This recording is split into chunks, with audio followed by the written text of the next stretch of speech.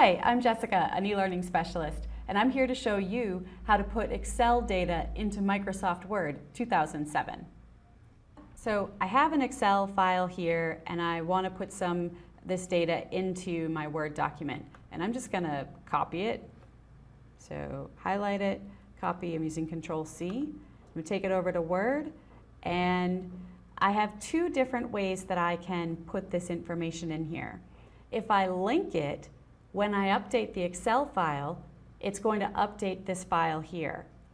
If I embed it, it's going to show the information, and I can edit it here in Word, but it's not going to change the information from Excel, and when I change the Excel document, it's not going to change the information in Word. So it depends on which you prefer, but simply go to the Paste drop-down, Paste Special, and you have the option to paste or paste link.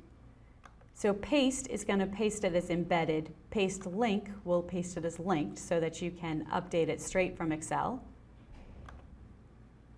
And there it is. There's my document.